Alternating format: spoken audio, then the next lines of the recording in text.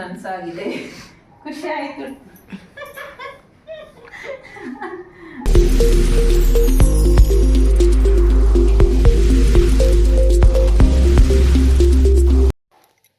Hi friends, welcome to Shobha ladies fashion. Friends, ನಾನಿವತ್ತು ಬೆಳಗ್ಗೆನೇ ಒಂದು ಸಿಂಪಲ್ ಆಗಿರೋಂಥ ಒಂದು ರಂಗೋಲಿನ ತೋರಿಸ್ತಾ ಇವತ್ತಿನ ಬ್ಲಾಗ್ನ ಸ್ಟಾರ್ಟ್ ಮಾಡ್ತಾ ಇದ್ದೀನಿ. ಫ್ರೆಂಡ್ಸ್, ರಂಗೋಲಿ ಹೇಗಿದೆ? ತುಂಬ ಸಿಂಪಲ್ಲಾಗೆ ಹಾಕಿದ್ದೀನಿ. ಹಾಗೆ ಇವತ್ತು ಮೋಡ ಮುಚ್ಕೊಂಡಿದೆ ನೋಡಿ, ಬೆಳಗ್ಗೆನೇ ಮೋಡ ಮುಚ್ಕೊಂಡಿದೆ, ಮಳೆ ಬರೋ ಹಾಗಿದೆ. ಮನೆಯಲ್ಲೆಲ್ಲ ಫುಲ್ ಕತ್ಲು ಅಂದರೆ ಕತ್ಲು. ಫ್ರೆಂಡ್ಸ್, ಈ ವಿಡಿಯೋನ ಕೊನೆ ತನಕ ನೋಡಿ. ನಮ್ಮ ಪೂಜಾಗೆ ಒಂದು ಅವಾರ್ಡ್ ಕೊಟ್ಟಿದ್ದಾರೆ. ಏನಕ್ಕೆ ಕೊಟ್ಟಿದ್ದಾರೆ ಅಂತ ಈ ವಿಡಿಯೋನಲ್ಲಿ ಶೇರ್ ಮಾಡ್ಕೊತೀನಿ. ಫ್ರೆಂಡ್ಸ್, ಹಾಗೆ ಇವತ್ತು ಹೂವು ತೊಗೊಂಡಿದ್ದೀನಿ, ಕನಕಾಂಬರ ಹೂವು ಕಟ್ಕೊಳ್ಳೋಣ ಅಂತ. ಆದರೆ ನನಗೆ ಕಟ್ಟೋಕ್ಕೆ ಟೈಮ್ ಸಿಗುತ್ತಾ ಇಲ್ವೋ, ಇವತ್ತಂತೂ ಕೆಲಸ ಜಾಸ್ತಿ ಇದೆ. ಅದಕ್ಕೆ ಇಲ್ಲೊಂದು ಆಂಟಿ ಇದ್ದಾರೆ, ಅವ್ರ ಹತ್ರ ಕಟ್ಸೋಣ ಅಂದ್ಕೊಂಡಿದ್ದೀನಿ. ಹಾಗೆ ಇವತ್ತು ಕ್ಯಾನ್ವಾಸ್ ಒಂದು ಸ್ವಲ್ಪ ಕಟ್ ಮಾಡ್ಕೊಳ್ಳೋದಿದೆ. ಕ್ಯಾನ್ವಾಸ್ ಖಾಲಿ ಆಗಿಬಿಟ್ಟಿದೆ. ಲಾಸ್ಟ್ ಟೈಮ್ ನಮ್ಮ ಮನೆಯವ್ರು ಕಟ್ ಮಾಡಿಕೊಟ್ಟಿದ್ರು, ಇಲ್ಲಿವರೆಗೂ ಆಯಿತು. ಈಗ ಇದೆಲ್ಲ ಕಟ್ ಮಾಡ್ಕೊಬೇಕು. ಹಾಗೆ ದೇವ್ರ ಸಾಮಾನೆಲ್ಲ ತೊಳ್ಕೊಬೇಕು ನೋಡಿ. ನಾಳೆ ಅಮಾವಾಸ್ಯೆ ಅಲ್ಲ, ಅದಕ್ಕೆ ದೇವ್ರ ಸಾಮಾನೆಲ್ಲ ತೊಳಿಬೇಕು. ನೆನ್ನೆ ಸಂಡೇ ಏನು ಕೆಲಸನೂ ಮಾಡಿಲ್ಲ ಫ್ರೆಂಡ್ಸ್, ಏನು ಕೆಲಸನೂ ಮಾಡಿಲ್ಲ. ಯಾಕಂದರೆ ನೆನ್ನೆ ಮಳೆ ಬೇರೆ ಬರ್ತಾಯಿತ್ತು. ಬರೀ ಅಡುಗೆ ಮಾಡಿದ್ದು, ತಿಂದಿದ್ದು, ಮಲ್ಕೊಂಡಿದ್ದು ಇದೇ ಕೆಲಸ ಆಯಿತು. ಒಂದು ಕೆಲಸನೂ ಮಾಡಿಲ್ಲ. ಸರಿ ಸಂಡೇ ಅಲ್ವಾ ಅಂದ್ಬಿಟ್ಟು ಹಾಗೆ ಬಿಟ್ಬಿಟ್ಟೆ. ಹಾಗೆ ಇವತ್ತು ಬೆಳಗ್ಗೆ ನಾಷ್ಟಾಗೆ ಚಿತ್ರಾನ್ನ ಮಾಡಿದ್ದೆ.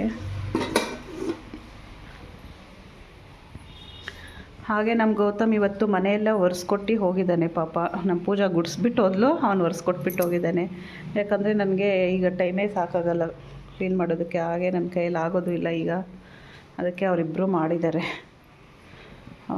ನೋಡಿ. ಇನ್ನು ಒಂದಷ್ಟು ಲೈನಿಂಗ್ಸ್ ಎಲ್ಲ ನೀರಲ್ಲಿ ಹಾಕಿಟ್ಟಿದ್ದೀನಿ. ಇದನ್ನೆಲ್ಲ ಐರನ್ ಮಾಡಿ ಒಂದೆರಡು ಬ್ಲೌಸ್ ಕಟ್ ಮಾಡಿ ಹೊಲಿಯೋದಿದೆ, ಅದಕ್ಕೆ ಹೊಲಿಬೇಕು. ಹಾಗೆ ಒಂದು ಈ ಸ್ಯಾರಿ ಇದು ಒಂದೆರಡು ಬ್ಲೌಸ್ ಆರ್ಡ್ರ್ ಬಂದಿದೆ. ಇದು ಎರಡು ಸ್ಟಿಚ್ ಮಾಡಬೇಕಿದು, ವರ್ಕ್ ಮಾಡಬೇಕಿದು. ವರ್ಕ್ ಮಾಡಿ ಬ್ಲೌಸ್ ಸ್ಟಿಚ್ ಮಾಡಿಕೊಡ್ಬೇಕು. ಇವೆರಡು ಬ್ಲೌಸು ಈಗ ವರ್ಕ್ ಮಾಡಬೇಕು ನೋಡಿ. ಅಲ್ಲೊಂದಿದೆ, ಅದೂ ವರ್ಕ್ ಮಾಡಿ ಅಲ್ಲಿ ಇಟ್ಬಿಟ್ಟಿದ್ದೀನಿ. ಅದು ಕೂಡ ಸ್ಟಿಚ್ ಮಾಡಬೇಕು. ಅದನ್ನು ನೆಕ್ಸ್ಟ್ ಸಾಟರ್ಡೆ ಕೊಡಬೇಕಾಗಿರೋದು. ಸಾಟರ್ಡೆ ಇಲ್ಲ, ಒನ್ ವೀಕ್ ಐತೆ.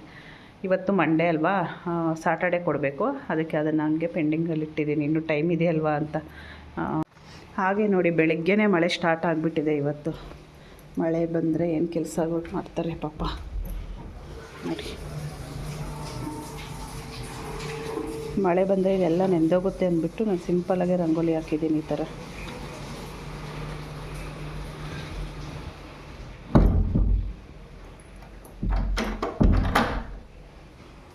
ಮಕ್ಕಳೆಲ್ಲ ಸ್ಕೂಲ್ಗೆ ಹೋಗಿದ್ದಾರೆ, ನಮ್ಮ ಮನೆಯವರು ಕೆಲಸಕ್ಕೆ ಹೋಗಿದ್ದಾರೆ. ಇನ್ನು ನೋಡಿ, ಈಗ ಟೈಮ್ ಬಂದು 9:45. ಇನ್ನು ಈಗ ಸ್ನಾನ ಮಾಡಿ ದೇವ್ರ ಸಾಮಾನೆಲ್ಲ ತೊಳೆದು ಪೂಜೆ ಮಾಡಬೇಕು. ನಾಳೆ ಅಮಾವಾಸ್ಯೆ ಅಲ್ವಾ, ಅದಕ್ಕೆ. ಫ್ರೆಂಡ್ಸ್, ಹಾಗೆ ಇವತ್ತು ನಮ್ಮ ಮಂಜಕ್ಕ ಬಂದಿದ್ದರು. ಯಾವುದೋ ಒಂದು ಮದುವೆ ಇದೆ ಅಂಥೇಳಿ ಮದುವೆಗೆ ಹೋಗಿ ಹೀಗೆ ಬಂದಿದ್ದರು. ನನ್ನ ವೀಡಿಯೋ ಆವಾಗ ತಾನೇ ಆನ್ ಮಾಡಿಕ್ಕಿದ್ದೆ, ಆಗ ಅಷ್ಟರಲ್ಲಿ ಬಂದರು. ಮತ್ತು ನಾನು ಡೋರ್ ತೆಗಿಯೋಕ್ಕೆ ಹೋದಾಗ ಸ್ವಲ್ಪ ರೆಕಾರ್ಡ್ ಆಗಿದೆ ಅಷ್ಟೇ. ಹಾಗೆ ನಮ್ಮ ಮಂಜಕ್ಕ ಊರಿಗೆ ಹೋಗ್ತಾಯಿದ್ರು. ಯಾಕಂದರೆ ಸುಮ್ಮನೆ ಮದುವೆಗೆ ಅಂತ ಬಂದಿದ್ದರು. ರಾತ್ರಿ ಮದುವೆ ಮುಗಿಸ್ಕೊಂಡು ಬೆಳಗ್ಗೆ ಬಂದರು, ಇಲ್ಲಿ ನನ್ನ ಮಾತಾಡ್ಸ್ಕೊಂಡು ಹೋಗೋಣ ಅಂತ. ಹಾಗೆ ಅವರು ತುಂಬ ಹೊತ್ತು ಇರಲಿಲ್ಲ, ಊರಿಗೆ ಹೋಗ್ಬಿಟ್ರು. ಊರಿಗೆ ಹೋಗೋದಕ್ಕೆ ಅಂತಲೇ ರೆಡಿಯಾಗಿ ಬಂದಿದ್ದರು. ಮತ್ತು ಇನ್ನೇನು ಮಾಡೋದು ಅಂದ್ಬಿಟ್ಟು ನಾಷ್ಟ ಮಾಡೋದೆ. ನಾಷ್ಟ ಕೂಡ ಮಾಡಿಲ್ಲ ಮಂಜಕ್ಕ. ಕಾಫಿ ಮಾಡಿಕೊಟ್ಟೆ, ಕಾಫಿ ಕುಡಿದ್ಬಿಟ್ಟು ಹೋದರು. ಹಾಗೆ ನನಗೆ ಇವತ್ತು ಸೋಮವಾರ, ಹಾಗೆ ನಾಳೆ ಅಮಾವಾಸ್ಯೆ ಅಂದ್ಕೊಂಡು ನಾನು ಎಲ್ಲ ಕ್ಲೀನ್ ಮಾಡ್ತಾಯಿದ್ದೀನಿ. ಇವತ್ತು ದೇವ್ರ ಮನೆ ಕ್ಲೀನ್ ಮಾಡೋದೇ ಒಂದು ದಿನ, ಎಲ್ಲ ಕೆಲಸ ಆಗುತ್ತಲ್ವ. ಅದಕ್ಕೆ ಸೋಮವಾರನೇ ಮಾಡೋಣ, ಮಂಗಳವಾರ ಅಮಾವಾಸ್ಯೆ ಅಂದ್ಕೊಂಡೆ. ಆದರೆ ಒಬ್ಬೊಬ್ಬರು ಸೋಮವಾರ ಅಮಾವಾಸ್ಯೆ ಅಂತ ಅಂದರು. ಅಂದರೆ ನನಗೆ ಸಂಜೆ ಗೊತ್ತಾಗಿದ್ದು. ಮತ್ತು ಎಲ್ಲ ಮಾಡಿದೆ, ಇನ್ನೇನು ಮಾಡೋದು. ನಾನು ನಮ್ಮ ಕ್ಯಾಲೆಂಡರಲ್ಲಿ ಮಂಗಳವಾರ ಅಂತಿದೆ, ಅದಕ್ಕೆ ನಾನು ಮಂಗಳವಾರ ಅಂದ್ಕೊಂಡು ನಾನು ಸೋಮವಾರನೇ ಎಲ್ಲ ರೆಡಿ ಮಾಡಿಕೊಂಡೆ. ಫ್ರೆಂಡ್ಸ್, ಹಾಗೆ ದೇವ್ರಿಗೆ ನಾವು ಕುಂಕುಮ ಇಡ್ತೀವಲ್ಲ, ಅದು ನೀಟಾಗಿ ಬರಬೇಕು ಅಂಥೇಳಿ ನಾನು ಈ ಥರ ಪೇಪರಲ್ಲಿ ಫಸ್ಟು ಡ್ರಾ ಮಾಡಿಕೊಂಡು ಪೇಪರಲ್ಲಿ ಕಟ್ ಮಾಡಿಕೊಂಡು ಆಮೇಲೆ ಮಾಡ್ತೀನಿ. ನೋಡಿ, ನೀವು ಕೂಡ ಈ ಥರ ಟ್ರೈ ಮಾಡಿ, ತುಂಬ ಚೆನ್ನಾಗಿ ಬರುತ್ತೆ. ನಮಗೆ ಯಾವ ಶೇಪಲ್ಲಿ ಬೇಕಾದರೂ ಅರಿಶಿನ ಕುಂಕುಮ ಇಡೋದಕ್ಕೆ ತುಂಬ ಚೆನ್ನಾಗಿರುತ್ತೆ. ದೇವ್ರ ಫೋಟೋಸ್ಗೆಲ್ಲ ತುಂಬ ಚೆನ್ನಾಗಿ ಕಾಣಿಸುತ್ತೆ. ಅದಕ್ಕೆ ನಾನು ಈ ಥರ ಒಂದು ಇನ್ವಿಟೇಷನ್ ಕಾರ್ಡ್ ತಗೊಂಡು ಸ್ವಲ್ಪ ಗಟ್ಟಿ ಇರುತ್ತಲ್ವ ಕಾರ್ಡು, ಇನ್ವಿಟೇಷನ್ ಕಾರ್ಡ್ ಇರುತ್ತಲ್ಲ ಅದು ಸ್ವಲ್ಪ ಗಟ್ಟಿ ಇರುತ್ತೆ. ಇದು ಮದುವೆ ಎಲ್ಲ ಆಗೋಗಿರೋದು ಕಾರ್ಡು, ಅದಕ್ಕೆ ಇದರಲ್ಲಿ ಮಾಡ್ತಾಯಿದ್ದೀನಿ ನೋಡಿ. ಈ ಥರ ಡಿಸೈನ್ ನಮಗೆ ಯಾವ ಶೇಪ್ ಬೇಕೋ ಆ ಶೇಪ್ನ ಕಟ್ ಮಾಡಿಕೊಂಡು ಮಾಡ್ಕೋಬೋದು ನೋಡಿ. ತುಂಬ ಚೆನ್ನಾಗಿ ಕಾಣಿಸುತ್ತೆ ಈ ಥರ. ನಾವು ಗಮನಿಸಿರ್ಬೋದು, ಗೃಹ ಪ್ರವೇಶಗಳಲ್ಲಿ ದೇವಸ್ಥಾನಗಳಲ್ಲಿ ಎಲ್ಲನೂ ಪೂಜಾರಿಗಳು ಮಾಡ್ತಾರಲ್ವ, ಈ ಥರ ತುಂಬ ಚೆನ್ನಾಗಿರುತ್ತೆ. ಇದೇ ಥರನೇ ಅವರು ಕಟ್ ಮಾಡಿಕೊಂಡು ಪೇಪರಲ್ಲಿ ಮಾಡೋದು. ನನಗೇನು ಅನ್ನಿಸ್ತು ಅಂದರೆ ಇನ್ವಿಟೇಷನ್ ಕಾರ್ಡು ಸ್ವಲ್ಪ ಗಟ್ಟಿ ಇರುತ್ತಲ್ವ, ಅದಕ್ಕಿಂತ ಪೇಪರಲ್ಲಿ ಕಟ್ ಮಾಡುವಾಗ ಇನ್ನೂ ನೀಟಾಗಿ ಬರುತ್ತೆ ಅನ್ನಿಸ್ತು. ಆದರೆ ಅರಿಶಿನ ಕುಂಕುಮ ಈ ರೀತಿ ಇಡೋವಾಗ ಅದು ಪೇಪರ್ ತುಂಬ ಬೇಗ ನೆಂದೋಗ್ಬಿಡುತ್ತೆ. ಎಲ್ಲ ಫೋಟೋಸ್ಗೆ ಇಡೋ ಅಷ್ಟರಲ್ಲಿ ಅದು ಸ್ವಲ್ಪ ನೆಂದುಬಿಡುತ್ತೆ. ಕಾರ್ಡ್ ಆದರೆ ಸ್ವಲ್ಪ ಗಟ್ಟಿ ಇರುತ್ತಲ್ಲ ಅಂಥೇಳಿ ನಾನು ಕಾರ್ಡಲ್ಲಿ ಮಾಡಿದ್ರೆ, ಆದರೆ ಅದು ಕಟ್ ಮಾಡೋದಕ್ಕೆ ಕಷ್ಟ ಆಗುತ್ತೆ. ಅದಕ್ಕೆ ನಮಗೆ ಹೇಗೆ ಈಸಿ ಅನಿಸುತ್ತೋ ಹಾಗೆ ಮಾಡ್ಕೋಬೋದು. ನಾನು ಎರಡರಲ್ಲೂ ಟ್ರೈ ಮಾಡ್ತೀನಿ, ಮತ್ತು ಇನ್ನೇನು ಮಾಡೋದಿಲ್ಲ. ಹಾಗೆ ನಾನು ರಂಗೋಲಿ ಹಿಟ್ಟು ತಗೊಂಡು ಇಲ್ಲಿ ಕಲಶ ಇಡ್ತೀನಿ. ಅದಕ್ಕೆ ಒಂದು ಸಿಂಪಲ್ಲಾಗಿ ಒಂದು ಚಿಕ್ಕದಾಗಿ ಒಂದು ರಂಗೋಲಿ ಹಾಕ್ತೀನಿ, ಪದ್ಮಾಸನದ ರಂಗೋಲಿ ಹಾಕ್ತೀನಿ. ಇದೇ ಥರ ದೇವ್ರ ಮನೆ ಕ್ಲೀನ್ ಮಾಡಿದಾಗ ಎಲ್ಲನೂ ಇಲ್ಲಿ ಕಲಶ ಕೂರಿಸ್ತೀನಲ್ವ, ಅದಕ್ಕೆ ಒಂದು ಸಿಂಪಲ್ಲಾಗಿ ಒಂದು ಚಿಕ್ಕ ರಂಗೋಲಿ ಹಾಕ್ತೀನಿ. ಎಷ್ಟು ಚೆನ್ನಾಗಿ ಕಾಣಿಸುತ್ತೆ ನೋಡಿ. ಒಂದು ರಂಗೋಲಿ ಹಾಕಿ ಅದ್ರ ಮೇಲೆ ಒಂದು ಮಣೆ ಇಟ್ಟು ಆಮೇಲೆ ಅದ್ರ ಮೇಲೆ ಕಲಶ ಇಡ್ತೀನಿ. ಹಾಗೆ ಇವತ್ತು ದೇವ್ರ ಸಾಮಾನೆಲ್ಲ ತೊಳೆಯೋಣ ಅಂಥೇಳಿ ಎಲ್ಲ ರೆಡಿ ಮಾಡ್ಕೊಂಡಿದ್ದೀನಿ. ಸಿಂಕೆಲ್ಲ ತೊಳೆದು ಎಲ್ಲ ರೆಡಿ ಮಾಡಿಕೊಂಡೆ. ಹಾಗೆ ನಾನು ದೇವ್ರ ಸಾಮಾನು ತೊಳೆಯೋದಕ್ಕೆ ನಿಮಗೆಲ್ಲ ಗೊತ್ತಿರುತ್ತಲ್ವ, ಸಬೀನಾ ಮತ್ತು ನಾನು ವೆನಿಗರ್ನ ಯೂಸ್ ಮಾಡ್ತೀನಿ. ತುಂಬ ಚೆನ್ನಾಗಾಗುತ್ತೆ. ಹಿತ್ತಾಳೆ ಸಾಮಾನುಗಳೆಲ್ಲ ತುಂಬ ಬೆಳ್ಳಗಾಗುತ್ತೆ, ತುಂಬ ಚೆನ್ನಾಗಿರುತ್ತೆ. ಒಂದ್ಸರಿ ಟ್ರೈ ಮಾಡಿ ನೋಡಿ, ನಿಮಗೂ ಕೂಡ ಗೊತ್ತಾಗುತ್ತೆ. ಹಾಗೆ ಬೆಳ್ಳಿ ಸಾಮಾನು ಏನಿದೆ, ಬೆಳ್ಳಿ ಐಟಮ್ಗೆ ನಾವು ಕೋಲ್ಗೇಟ್ ಪೇಸ್ಟ್ ಬರುತ್ತಲ್ವ, ಕೋಲ್ಗೇಟ್ ಪೇಸ್ಟ್ ಆದರೂ ಹಾಕ್ಕೋಬೋದು. ಇಲ್ಲ ಅಂದರೆ ಒಂದು ಸಬೀನ ಹಾಕ್ಕೊಂಡು ಉಜ್ಜಿದ್ರೂ ಸಾಕು, ತುಂಬ ಬೆಳ್ಳಗಾಗುತ್ತೆ. ಅದಕ್ಕೇನು ಬೇರೆ ಬೇರೆ ಥರ ಅದು ಬೇಕು ಇದು ಬೇಕಂತ ಏನಿಲ್ಲ. ಸಬೀನಾನು ಕೋಲ್ಗೇಟ್ ಪೇಸ್ಟ್ ಇದ್ದರೆ ಸಾಕು, ಇಲ್ಲ ಕೋಲ್ಗೇಟ್ ಪೌಡರ್ ಬರುತ್ತಲ್ವ ಅದನ್ನು ಹಾಕ್ಕೊಂಡು ಮಾಡ್ಬೋದು. ನಾನಿಲ್ಲಿ ರಂಗೋಲಿ ಹಾಕೋದು ಮರ್ತೋಗ್ಬಿಟ್ಟೆ, ಯಾಕಂದರೆ ಅರಿಶಿನ ಹಚ್ಚಾದ್ಮೇಲೆ ಅದು ಒಣಗಾದ್ಮೇಲೆ ರಂಗೋಲಿ ಹಾಕಬೇಕು. ಯಾಕಂದರೆ ಇದು ನಾನು ಸುದ್ದಿಯಲ್ಲಲ್ವ ಹಾಕ್ತಾಯಿರೋದು, ಅದಕ್ಕೆ ಒಣಗಿಲ್ಲ ಅಂದರೆ ಅದು ಎಲ್ಲ ಹರಡ್ಕೊಂಬಿಡುತ್ತೆ. ಅದಕ್ಕೆ ಫಸ್ಟು ಅರಿಶಿನ ಎಲ್ಲ ಹಚ್ಚಾದ್ಮೇಲೆ ಅದು ಒಣಗಾದ್ಮೇಲೆ ಈ ಥರ ಸುದ್ದಿನ ಕಲಿಸ್ಕೊಂಡು ರಂಗೋಲಿ ಹಾಕಬೇಕು. ಆಗ ಇದು ಅಷ್ಟೇ, ಇದು ಚೆನ್ನಾಗಿ ಒಣಗಬೇಕು. ಚೆನ್ನಾಗಿ ಒಣಗಾದ್ಮೇಲೆ ಚೆನ್ನಾಗಿ ಕಾಣಿಸುತ್ತೆ. ಅದಕ್ಕೆ ನಾನು ರಂಗೋಲಿ ಎಲ್ಲ ಹಾಕಿದ್ದಾಯಿತು. ಮರ್ತೋಗ್ಬಿಟ್ಟಿದ್ದೆ ದೇವ್ರ ಸಾಮಾನು ತೊಳೆಯೋಕೆ ಬಂದಾಗ. ಮತ್ತು ದೇವ್ರ ಸಾಮಾನೆಲ್ಲ ತೊಳೆದು ಹೋಗೋ ಅಷ್ಟರಲ್ಲಿ ಅದು ಒಣಗಿರುತ್ತಲ್ವ, ಅದಕ್ಕೆ ಅಂದ್ಬಿಟ್ಟು ಆಗ ನೆನಪು ಬಂತು, ಮತ್ತೆ ನೆನೆಸ್ಕೊಂಡು ರಂಗೋಲಿ ಹಾಕ್ಬಿಟ್ಟು ಬಂದು ಆಮೇಲೆ ದೇವ್ರ ಸಾಮಾನು ತೊಳಿತಾ ಇದ್ದೀನಿ. ಹೋಗೋ ಅಷ್ಟರಲ್ಲಿ ಅದು ಕೂಡ ಒಣಗಿದ್ರೆ ಬೇಗ ಆಗುತ್ತಲ್ಲ. ಮತ್ತು ಎಲ್ಲ ರೆಡಿ ಮಾಡಾದಮೇಲೆ ಮಾಡೋಕ್ಕೂ ಕಷ್ಟ, ಯಾಕಂದರೆ ಅದು ಒಣಗೋವರೆಗೂ ಕಾಯಬೇಕು, ಕಾಯ್ಕೊಂಡಿರೋದಕ್ಕಾಗಲ್ಲ ಅಂಥೇಳಿ ಫಸ್ಟು ರಂಗೋಲಿ ಹಾಕ್ಬಿಟ್ಟು ಬಂದು ನಾನು ಈಗ ದೇವ್ರ ಸಾಮಾನೆಲ್ಲ ತೊಳ್ಕೊತಾ ಇದ್ದೀನಿ ನೋಡಿ. ಈಗ ದೇವ್ರ ಸಾಮಾನೆಲ್ಲ ತೊಳೆದಿದ್ದಾಯಿತು, ಇಲ್ಲಿ ರಂಗೋಲಿ ಒಣಗಿದ್ದು ಆಯಿತು. ಆದರೆ ಒಂದು ಕಡೆ ಮಾತ್ರ ಒಂದು ಸ್ವಲ್ಪ ಇನ್ನೂ ಹಾಗೇ ಇತ್ತು.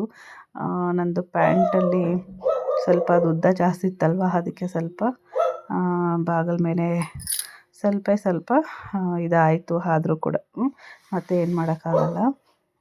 ಹಾಗೆ ಇವತ್ತು ಕನಕಾಂಬರ ಹೂವು ತಗೊಂಡಿದ್ನಲ್ಲ, ಇವತ್ತು ಆ ಆಂಟಿ ಕಟ್ಕೊಡ್ತಾರೆ ಅಂದ್ಕೊಂಡೆ, ಆದರೆ ಅಲ್ಲಿ ಹೋಗೋದಕ್ಕೆ ನನಗೆ ಟೈಮ್ ಸಾಕಾಗಿಲ್ಲ.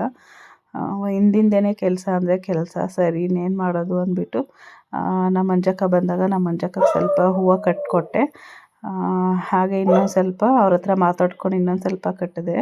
ಮತ್ತು ಅವ್ರ ಹತ್ರ ಮಾತಾಡ್ಕೊಂಡು ಕೂತ್ಕೊಂಡ್ರು ಸುಮ್ಮನೆ ಟೈಮ್ ಎಷ್ಟಲ್ಲ ಅಂದ್ಬಿಟ್ಟು ಮಾತಾಡ್ಕೊತಾನೆ ಸ್ವಲ್ಪ ಹೂವನ್ನು ಕಟ್ಕೊಂಡೆ ನೋಡಿ. ಈಗ ಇನ್ನೊಂದು ಸ್ವಲ್ಪ ಇದೆ ನೋಡಿ, ಹೂವು ಕಟ್ತಾಯಿದ್ದೀನಿ. ಕನಕಾಂಬರ ಹೂವು ಕಟ್ಟಬೇಕಂದ್ರೆ ಒಂದು ಸ್ವಲ್ಪ ಟೈಮ್ ಜಾಸ್ತಿನೇ ತಗೊಳ್ಳುತ್ತೆ.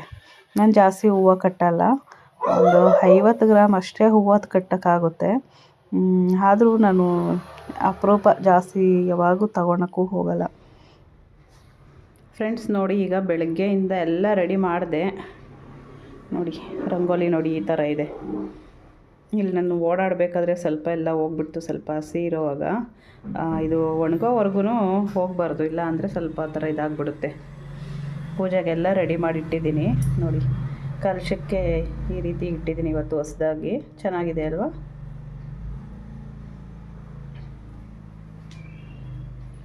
ಇನ್ನೂ ಪೂಜೆ ಮಾಡಿಲ್ಲ, ಈಗ ಪೂಜೆ ಮಾಡಬೇಕು ಫ್ರೆಂಡ್ಸ್. ನೋಡಿ ನಮ್ಮ ಪೂಜಾ, ನಿಮ್ಮ ಪೂಜೆನೇ ಯಾರು ಬೇಡ ನೋಡಿ. ಅವನು ಏನು ಹೇಳ್ತಾ ಇದ್ದಾನೆ ನೋಡಿ.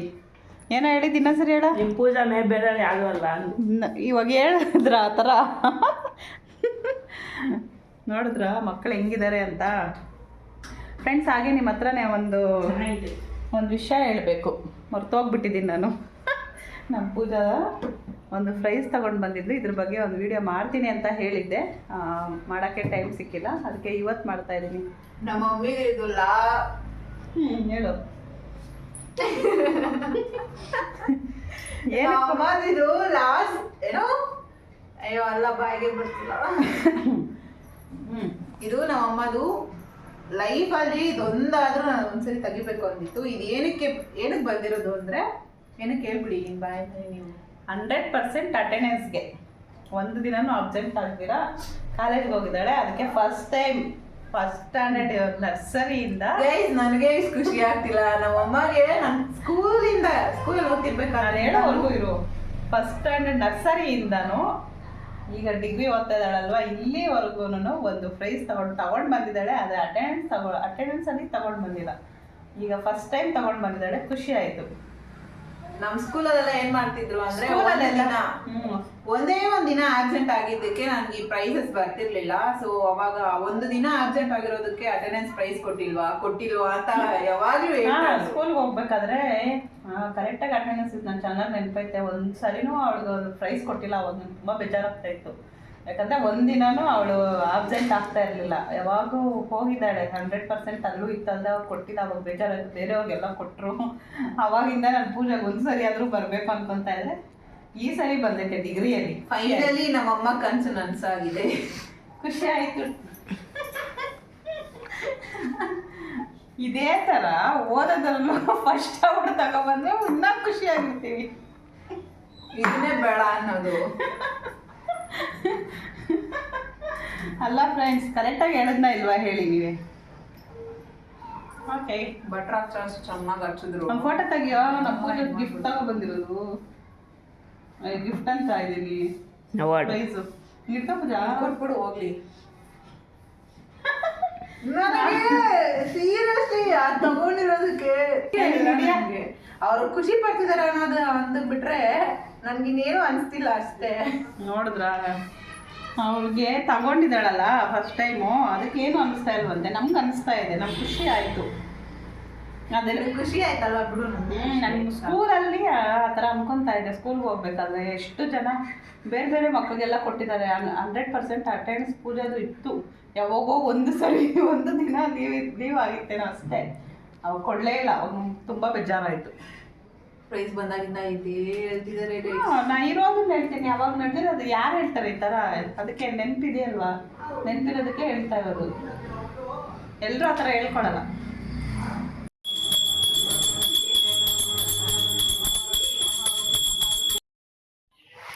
ಅಮಾವಾಸ್ಯೆ ಹಿಂದಿನ ದಿನದ ಪೂಜೆ ಎಲ್ಲ ಆಯಿತು ಫ್ರೆಂಡ್ಸ್. ನೋಡಿ, ಸಿಂಪಲ್ಲಾಗೆ ಇವತ್ತು ಪೂಜೆ ಎಲ್ಲ ಮುಗಿಸಿದ್ದೀನಿ. ದೇವ್ರ ಸಾಮಾನೆಲ್ಲ ಕ್ಲೀನ್ ಮಾಡಿ, ದೇವ್ರ ಮನೆಯೆಲ್ಲ ಕ್ಲೀನ್ ಮಾಡಿ, ದೇವ್ರ ಸಾಮಾನೆಲ್ಲ ತೊಳೆದು ಎಲ್ಲ ಪೂಜೆ ಎಲ್ಲ ಆಯಿತು ಫ್ರೆಂಡ್ಸ್. ಇವತ್ತಿನ ಬ್ಲಾಗ್ನ ಎಂಡ್ ಮಾಡ್ತಾಯಿದ್ದೀನಿ. ಈ ಬ್ಲಾಗ್ ಇಷ್ಟ ಆದರೆ ಲೈಕ್ ಮಾಡಿ, ಶೇರ್ ಮಾಡಿ. ಹಾಗೆ ಹೊಸದಾಗಿ ನೋಡ್ತಾ ಇರೋರು ಪ್ಲೀಸ್ ಸಬ್ಸ್ಕ್ರೈಬ್ ಮಾಡ್ಕೊಂಡು ನೋಡಿ. Thanks for watching. Bye friends. Next ವಿಡಿಯೋನಲ್ಲಿ ಸಿಗೋಣ.